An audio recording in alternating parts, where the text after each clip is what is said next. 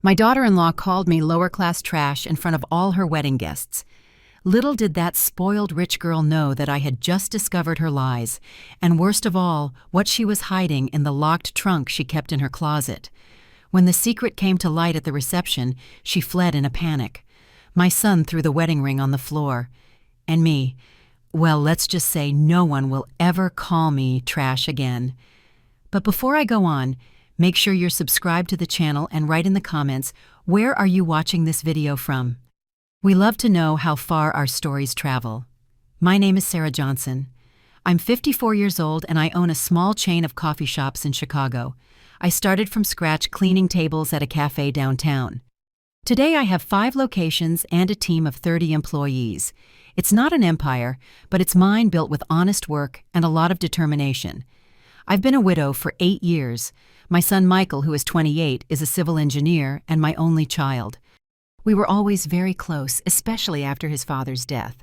When Michael called to tell me he was engaged, I was overjoyed. He deserved to be happy. Jessica was beautiful, smart, and worked as an executive at a multinational corporation, or so he said. We met at a dinner where Michael introduced us, and from the first moment I noticed something strange. She barely looked me in the eye. Her answers were short, almost curt.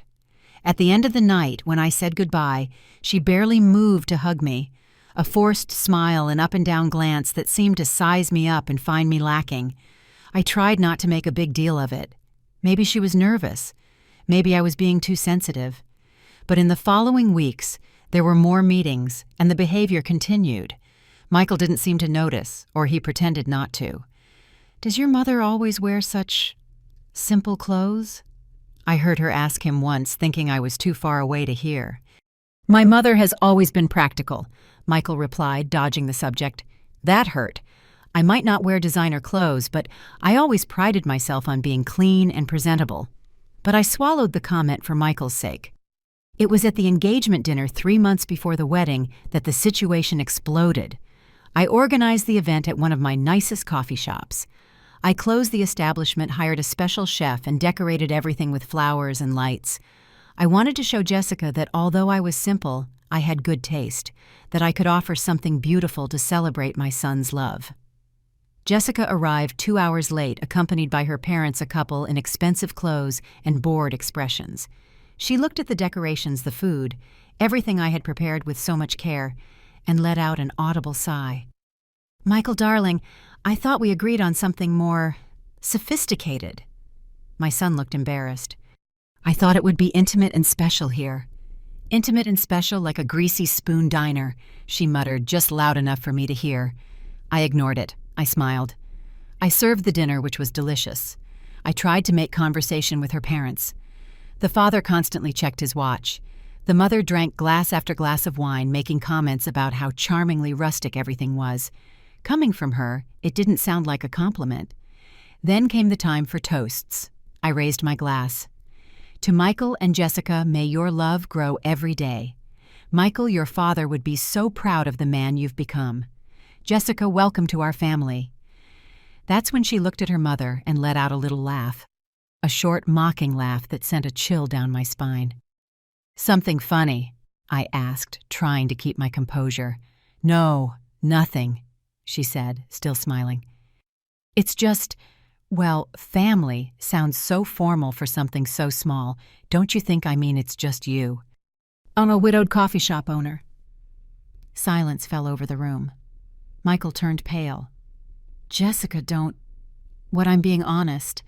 Your mother is acting like she's royalty when she's really just..." She paused. She looked at me and finished. "Well, lower-class trash, trying to look like something she's not." In that moment, something inside me broke. Not because of the insult I had heard worse in my life, but because of the way my son lowered his head in shame. Not of Jessica, of me. "I think it's best if we leave," Jessica's mother said, standing up. "It's getting late." They left, and Michael went with them. I was left alone in my cafe among half-eaten plates and half-empty glasses. 2 hours later, Michael returned. Alone. "Mom, I'm sorry for Jessica's behavior. She was nervous. She drank too much." "She called me trash, Michael." "She didn't mean it. You know how these rich people are." They have a different way. And you agree with that? With the way she talks about your mother? He didn't answer. He just said the wedding would be in 3 months at a luxury resort paid for by her parents, and that he hoped I could get over it by then. That night, sitting alone at home, I realized I had 2 choices: accept the role of lower-class trash, or find out who this woman my son wanted to marry really was, not for revenge, for protection, because something about that family didn't smell right, and I knew the smell of falsehood when I sensed it. I called my old friend Denise. We met in the tough times when we were young and fighting to survive.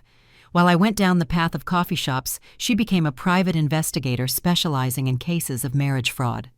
"Denise, I need your help. Something's wrong with my son's fiancée." "Sarah, are you sure maybe she's just a spoiled rich girl?" "It's more than that. She's calculating. There's something in her eyes when she talks about money. I need to know who this girl really is." Denise hesitated, but she agreed. The wedding was scheduled for 3 months from then. We had time.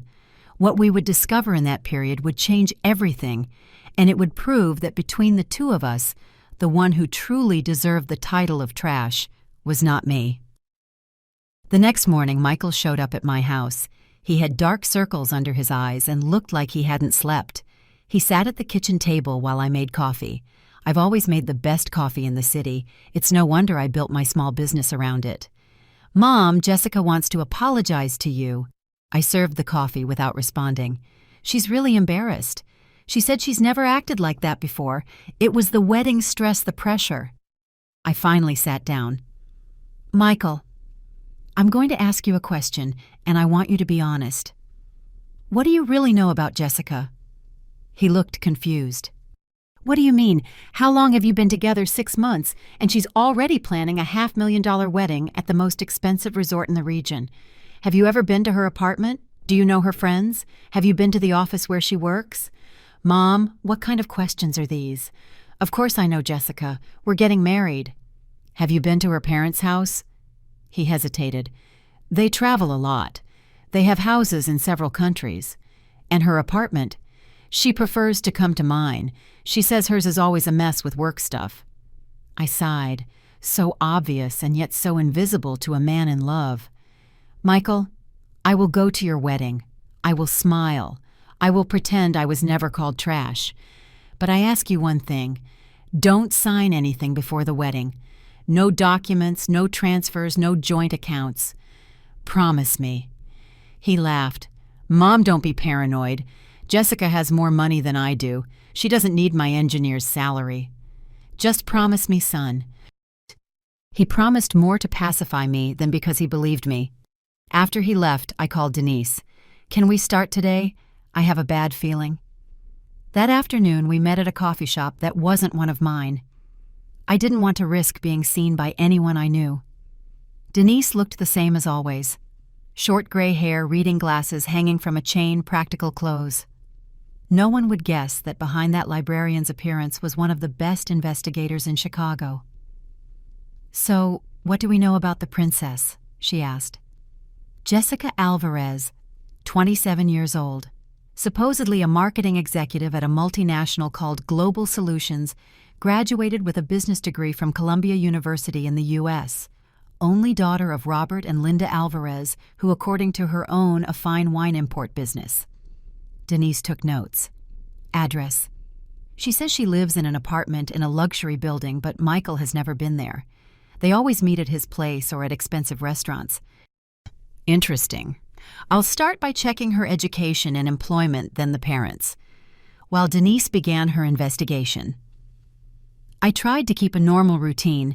I managed my coffee shops, smiled at customers, did the books. But my mind was elsewhere. I remembered Jessica's look, that mix of contempt and calculation. There was something predatory about her. 3 days later, Denise called me. "Sarah, we need to talk in person." We met again, this time in her small office downtown. "You were right," she said, opening a folder. "There are a lot of inconsistencies in her story.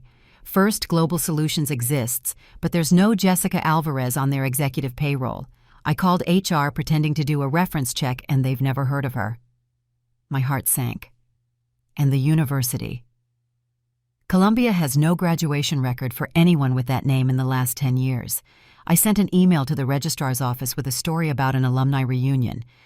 So she lied about everything. I'm not done yet. Her parents' wine import business.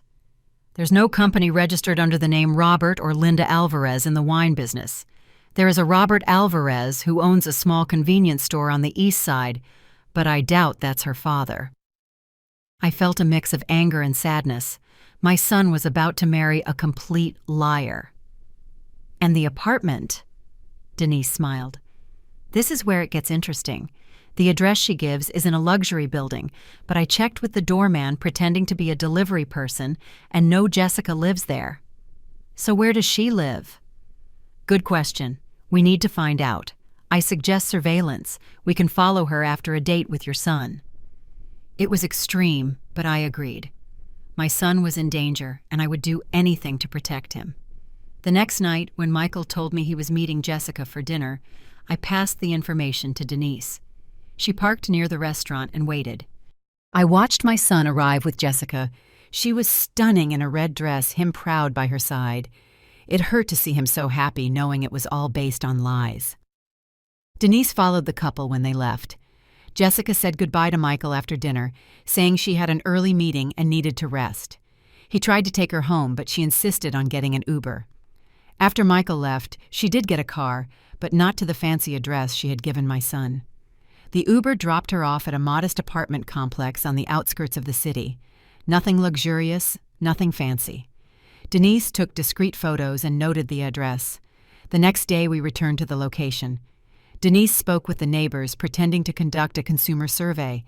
We discovered that Jessica had lived there for 4 years alone in a small one-bedroom apartment. But what does she do for work? Denise asked a gossipy neighbor. The woman shrugged. I don't know. She leaves very well dressed, every day comes back late. Some say she works at luxury events, others say she's a high-end escort, if you know what I mean. My stomach turned. What else was Jessica hiding? I convinced Denise to expand the investigation. She used contacts in the police force and got access to financial records.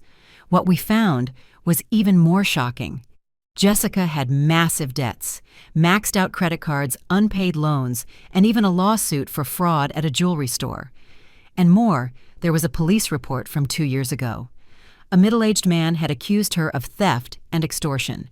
The charge was later dropped, probably after some settlement. Sarah, this woman is a con artist, Denise concluded, and your son is the next target. I needed to confront Michael with this information, but I knew he wouldn't believe me.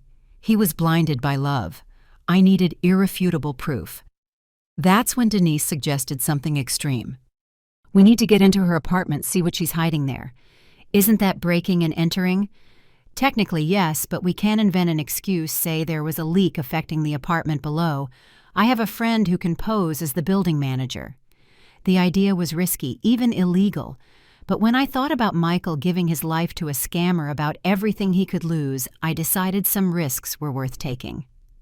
A week later, we managed to get into Jessica's apartment when she wasn't there. The place was small, but organized with a few nice pieces mixed in with cheap furniture. It looked like the apartment of someone trying to keep up appearances. In the closet, we found designer clothes, many still with the tags on. Some we suspected were fakes. There was also an impressive collection of designer bags. In the bathroom, expensive makeup and imported perfumes. She spends everything on appearances, Denise commented. That's when we noticed something strange. A large locked trunk at the back of the closet. It looked heavy and had several padlocks. What could be in there? I asked. Something she wants to keep very well hidden, Denise replied. We had no way to open it without leaving a trace, and our time was running out, but now we knew what to look for. In the following weeks, as the wedding approached, we continued our investigation. What we would discover in Jessica's trunk would be the final nail in the coffin of her perfect plan, and it would change my son's life forever. Time was flying. There were only 6 weeks until the wedding, and I still didn't have concrete proof to show Michael. Yes, we found out Jessica lied about her address, her job, and her education. But to my son, that could just be an insecure woman trying to impress him. The mystery of the locked trunk consumed me. What could be so important that it needed so many locks? We need to find a way to open that, I told Denise during our weekly meeting. Without forcing it, she asked. Impossible. We'd need the key. An idea sparked. What if we create a situation where she needs to open the trunk in front of us? Denise raised her eyebrows. What exactly are you thinking? An emergency, something that forces her to take something out of it. We started to form a plan. We discovered that Jessica kept important documents in the trunk. We figured this out when she needed her passport for a renewal and quickly stopped by her apartment before a date with Michael. Our chance came when Michael casually mentioned that Jessica was planning a surprise party for him, supposedly paid for by her parents. She wants you to help her with the decorations, he said. I think it's her way of trying to get closer to you. I smiled, pretending to be excited about the reconciliation attempt. In reality, I saw my opportunity. On the agreed-upon day, I went to Jessica's apartment. She seemed nervous to have me there in that simple place that contradicted all the stories she told my son. Michael doesn't know I live here, she said quickly. I'm looking for a better place before the wedding. Of course, I replied politely. Don't worry, I won't say anything. She relaxed a little. We started working on the so-called surprise party, which I suspected was just an excuse to probe me about Michael's financial situation. Sarah, she began, as we organized fake guest lists. Michael told me you have 5 coffee shops. Yes, I built my small business over 20 years. And are you thinking of retiring soon? There it was, the question about inheritance, about what Michael might receive in the future. Oh no, I replied calmly. I love working. I'll probably only stop when I die, and even then I have partners. The coffee shops wouldn't automatically go to Michael.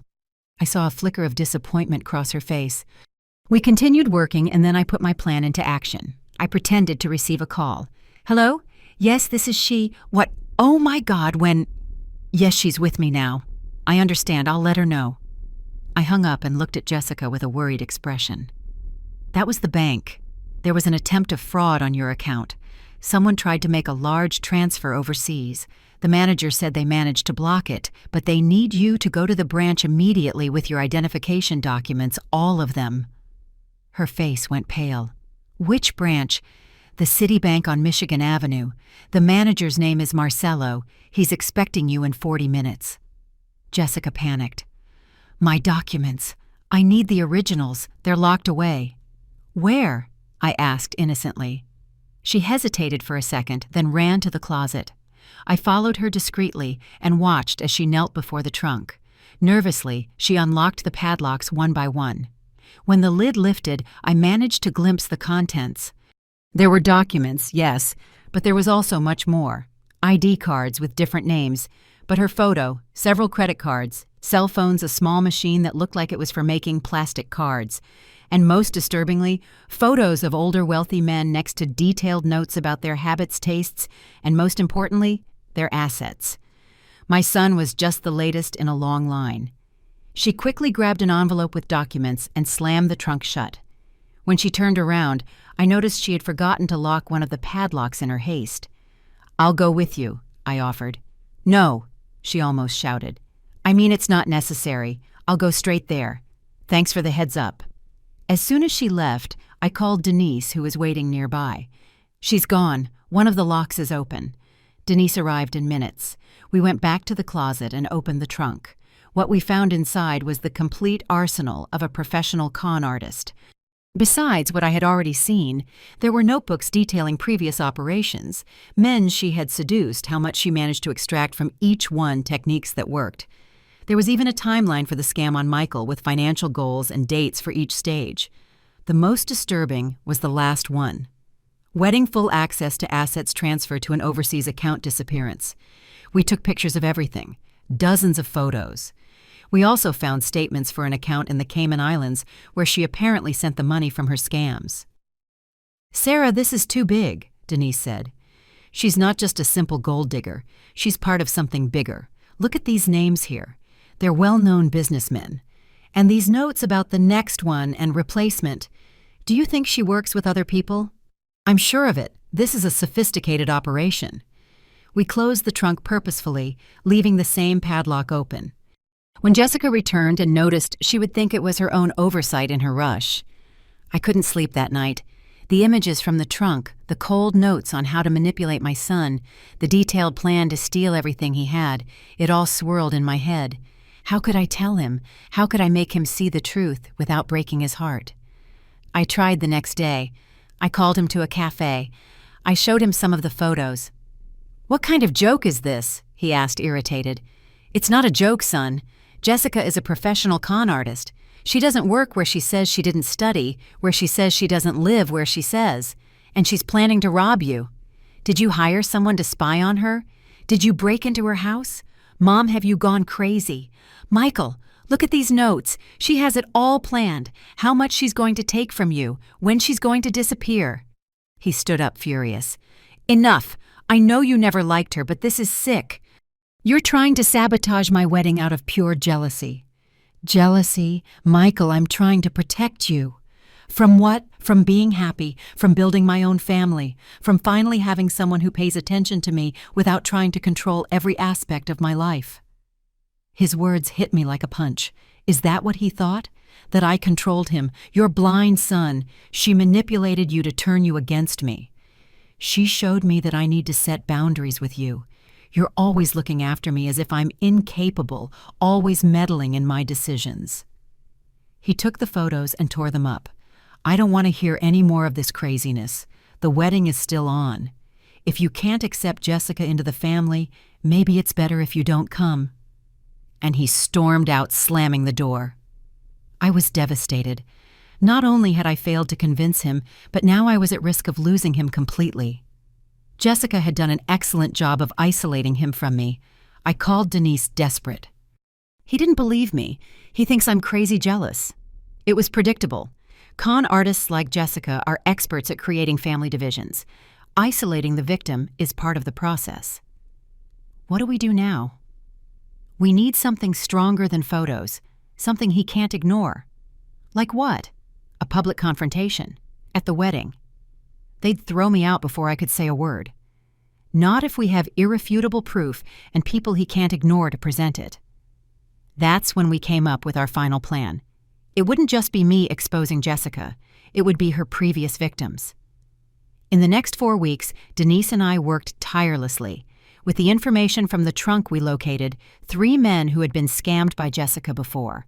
A doctor who lost almost $1 million.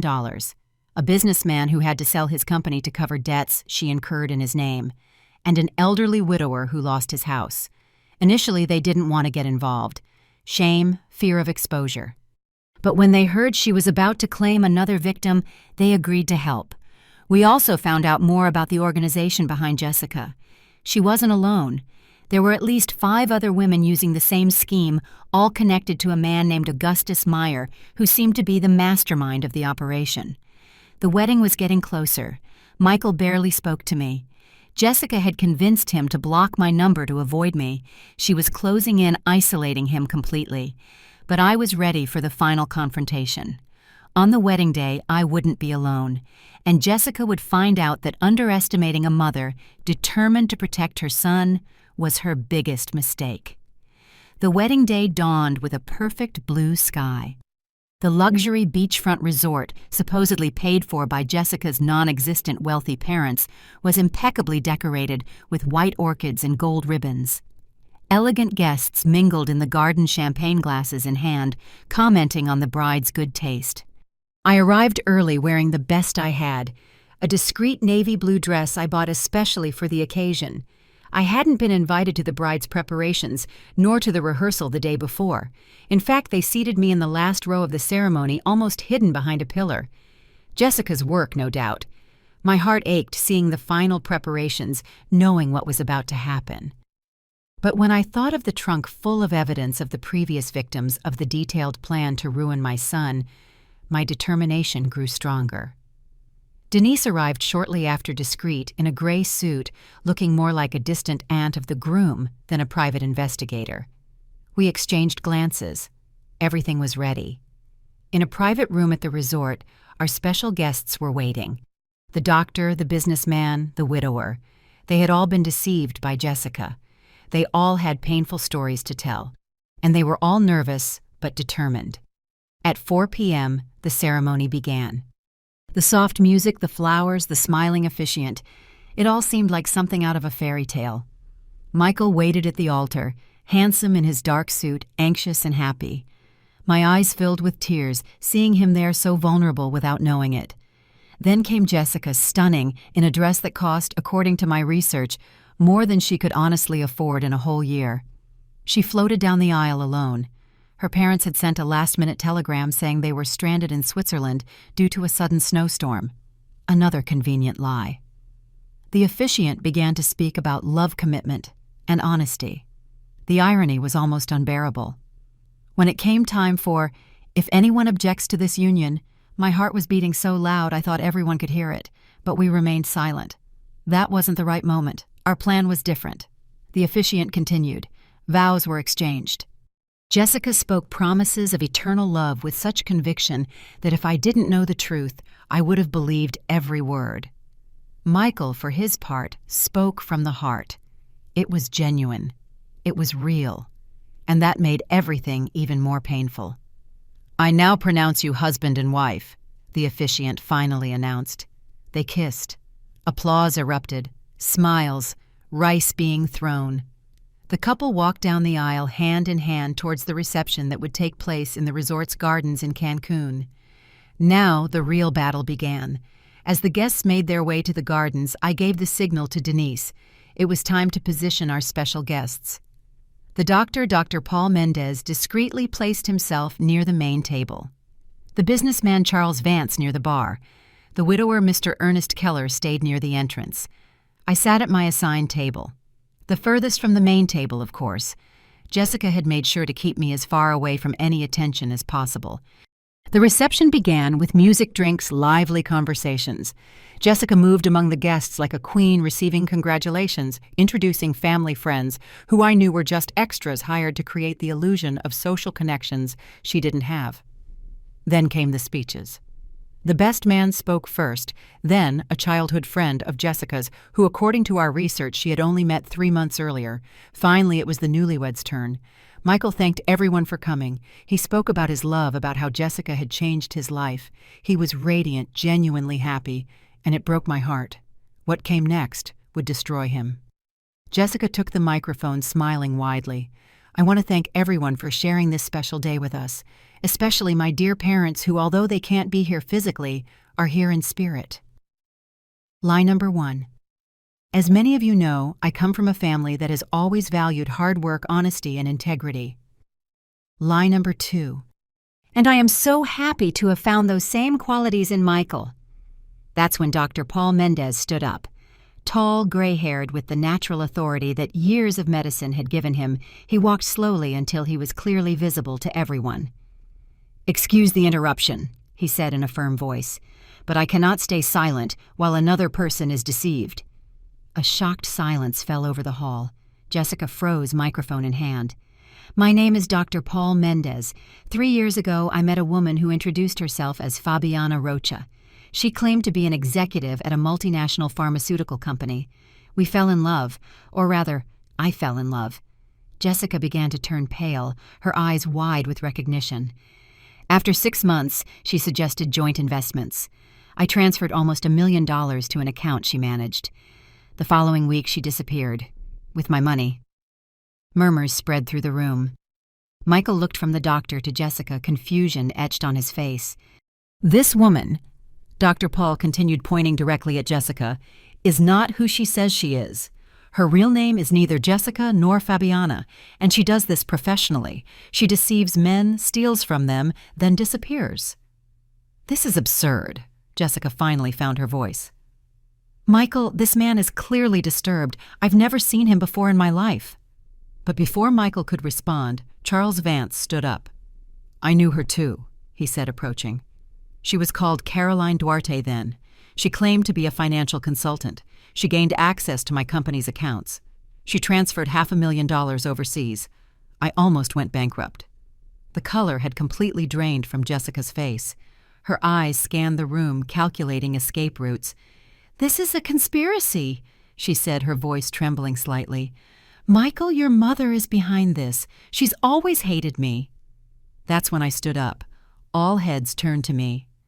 "It's true that I investigated you, Jessica, or whatever your real name is, because you called me lower-class trash while you were planning to steal from my son." I walked towards the main table where Michael and Jessica were. "I hired an investigator.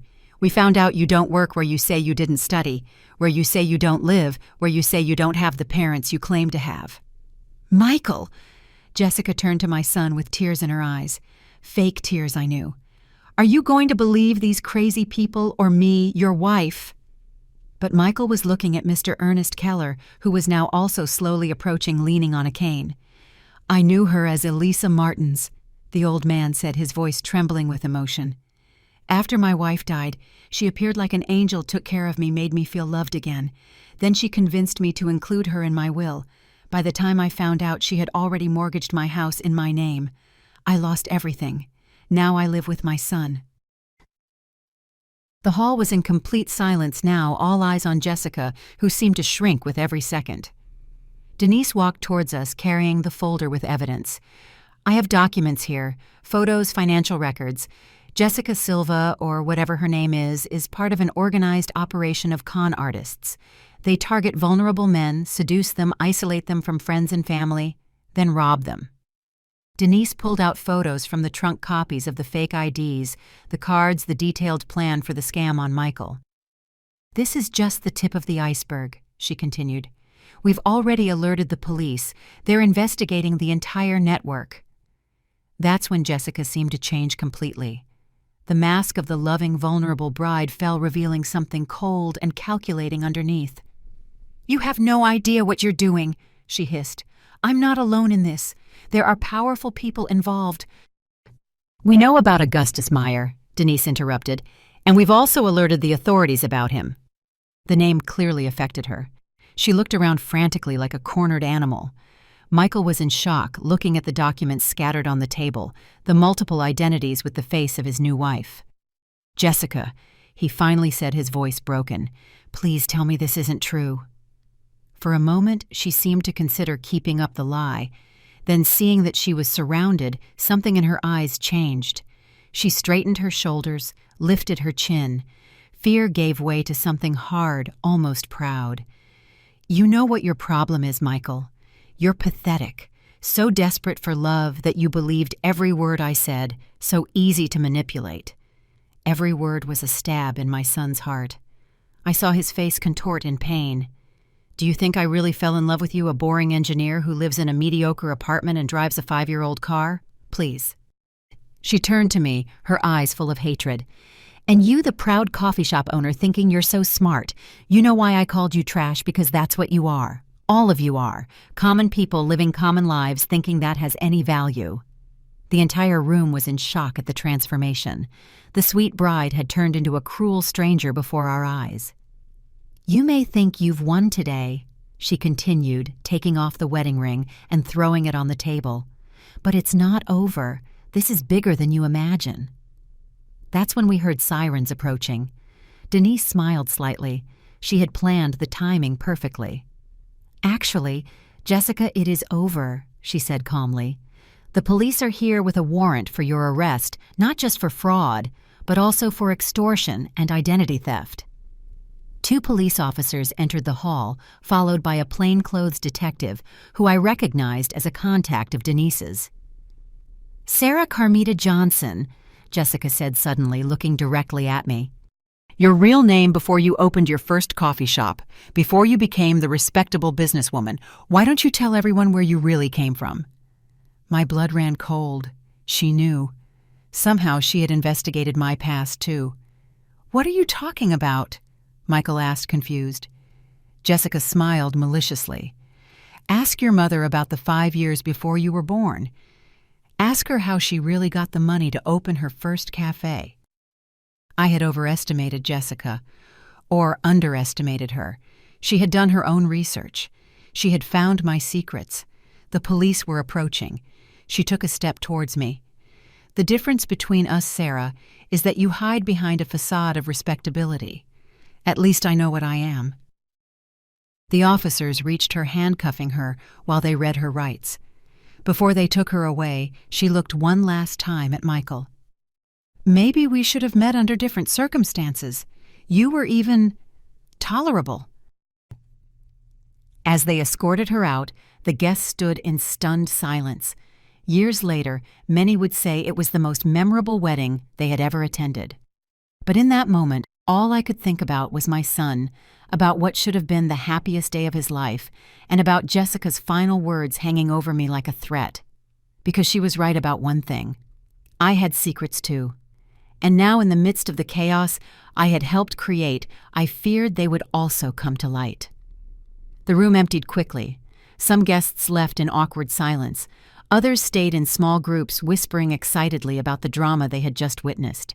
The resort staff seemed lost, unsure whether to keep serving champagne or start taking down the decorations. Michael sat alone at the main table, staring at the abandoned ring Jessica had thrown down. I approached him cautiously. "Son?"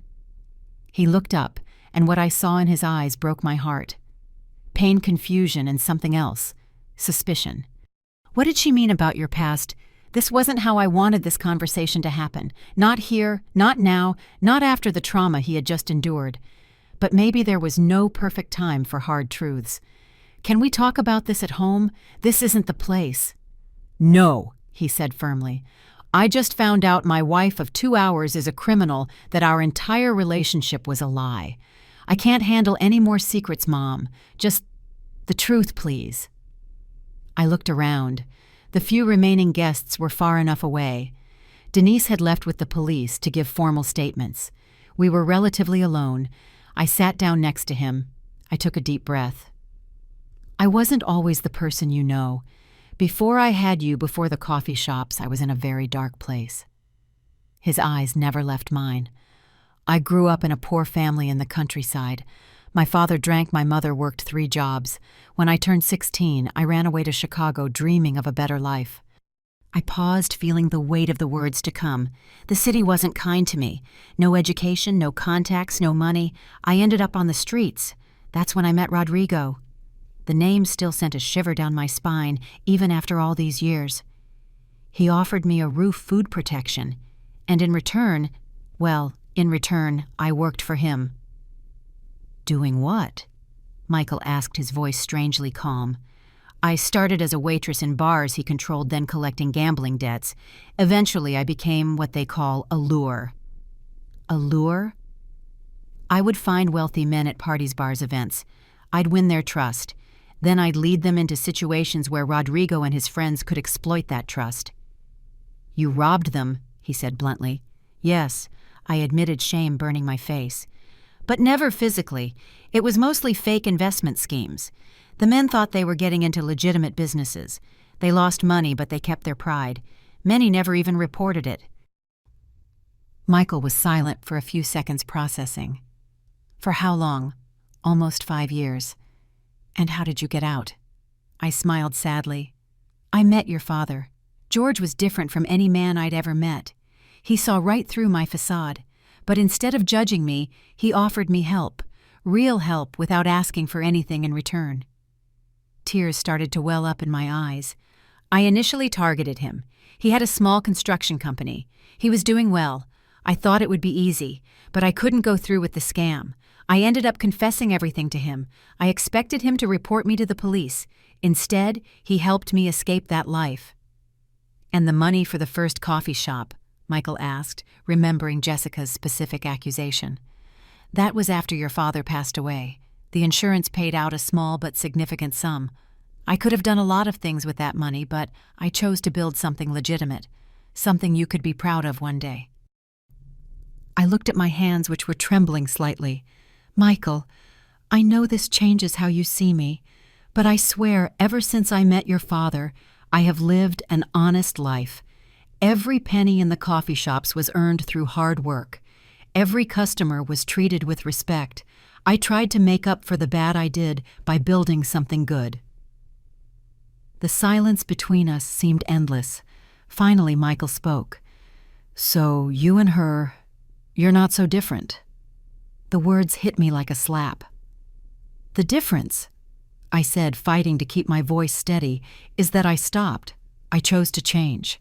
I chose the hard path of building something real instead of continuing to take shortcuts.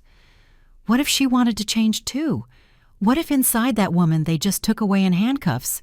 There was someone like you waiting for a second chance. The question caught me off guard. So typical of my son.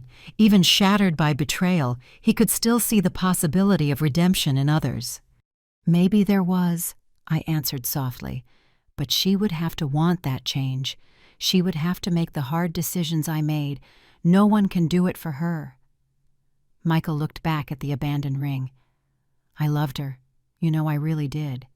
It was all fake for her, but it was real for me. I know, son.